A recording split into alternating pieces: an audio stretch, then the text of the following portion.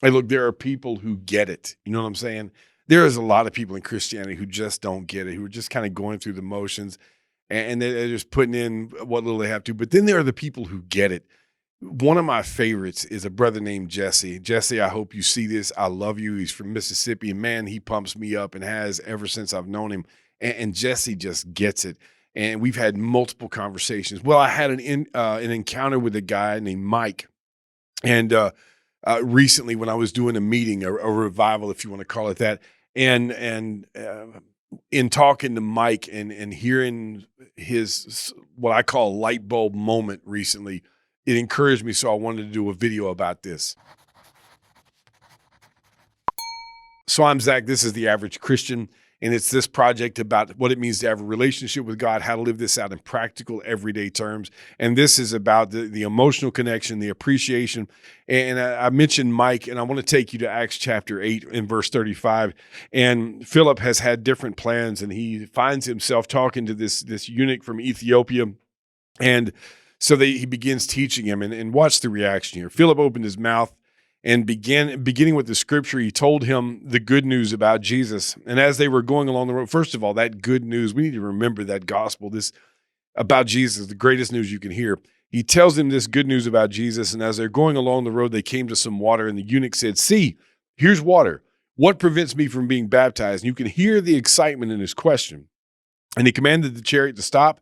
They both went down into the water, Philip and the eunuch, and he baptized him. Excuse me. And when they came up out of the water, the Spirit of the Lord carried Philip away, and the eunuch saw him no more, and he went on his way rejoicing. Now, I saw that recently with my brother Mike, who has been living as a Christian for years, probably ever since I've known him. I don't know when. I'd say when he was a teenager, he obeyed the gospel. But he's been involved in going to church for years. Got a wife, got a family now. And then a few months ago realized that he's not never been really invested. And all of a sudden it's like the floodgates open, and he realizes now that there's more to it. He wants to become more involved. It's that light bulb moment, and his enthusiasm, his zeal encouraged me. It reminded me of this story, what you and I have. I hope that you are one of these people who gets it, who encourages it, who radiates Christianity and their faith. You don't always do it like I do necessarily, where I'm verbal and so forth. And Mike didn't have a whole lot to say except to just open up and share where he had been, where he is now. His son recently converted to Christ, and you could just see that difference. I want to tell you this too, brethren. When you teach people, it's one of the most rewarding things. It's not standing in front of a group of people and preaching. It's not those types of things and the accolades and people saying you did a good job. It's when you sit down and study with somebody and you see that light bulb come on. That's why I call it that light bulb moment. You see them get it. I can't tell you the countless people I've had the privilege to talk to and to explain to them the good news. And you see it come on, and they decide to obey the gospel in their case, and they do so. And then the relief and the joy. We just had a brother named Brian. Brian's probably watching this, who recently obeyed the gospel. And October 4th is his new birthday, his spiritual birthday, his real birthday.